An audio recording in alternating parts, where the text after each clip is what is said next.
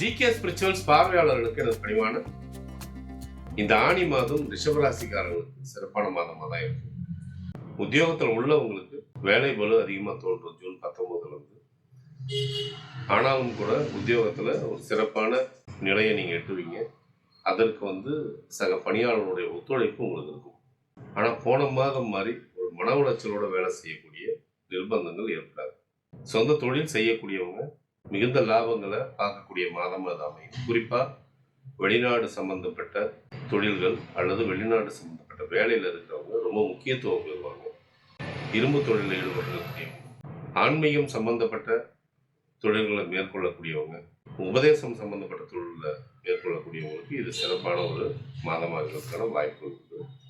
குடும்பம் மகிழ்ச்சிகரமாக காணப்படும்னு சொன்னாலும் கூட வாழ்க்கை துணையோட உங்களுக்கு ஏற்படக்கூடிய கருத்து வேறுபாடுகள் உங்களுக்கு சில எரிச்சல்களை உருவாக்கலாம், மனவேதனைகளை உருவாக்கலாம். குருவும் சுக்கிரனும் ஒன்றா சேர்ந்திருக்கிறதும் ஒரு காரணம்னு நம்ம சொல்லலாம். ஆனால் பிள்ளைகளுடைய போக்கும் அவங்களுடைய முன்னேற்றமும் உங்களுக்கு மிகுந்த மகிழ்ச்சியை கொடுக்கும். பெரியவங்களுடைய ஆதரவும் சரி, தாய் தகப்பனுடைய அனுசரணையும் சரி உங்களுக்கு ரொம்ப ரொம்ப ஆறுதலை கொடுக்குன்னே சொல்லலாம். ஆரோக்கியம் சிறப்பாகவே இருக்குன்னு சொல்லலாம். ஆனால் கீழே விழுறதுனால அடிபடக்கூடிய வாய்ப்புகள் உண்டு. அதனால சில எச்சரிக்கைகளை நீங்கள் கடைப்பிடிக்கிறது நல்லது. நிதானத்தை கடைப்பிடிச்சிங்கன்னா அந்த ஆபத்துலேருந்து நீங்கள் தப்பிக்கலாம். வாழ்க்கை துணையோட ஆரோக்கியம் வரும்போது அவங்களுக்கு கை கால் குடைச்சல், அஜீரண கோளாறு போன்றவை தோன்றக்கூடும். அவங்களுக்கும் கீழே விழுறதுனால அடிபடக்கூடிய தன்மைகள் உண்டு. அதனால் கொஞ்சம் நிதானத்தை கடைப்பிடிச்சு நடக்கணும்.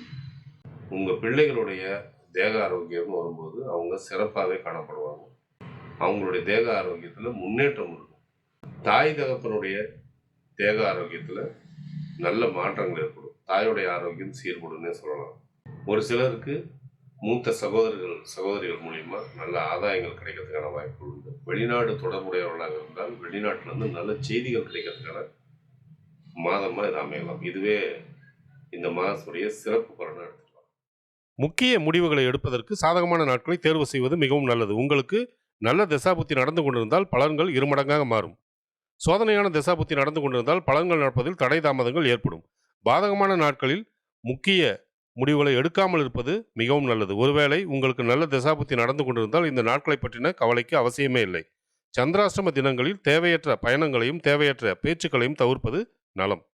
இந்த மாதம் உங்களுடைய நன்மையை அதிகரிச்சுக்கிறதுக்கும் உங்களுடைய தீமையை நீங்கள் குறைச்சிக்கிறதுக்கும் நீங்கள் வழிபட வேண்டிய தெய்வங்கள் திருப்பதி வெங்கடாஜலபதி, சூரிய பகவான், விநாயகர்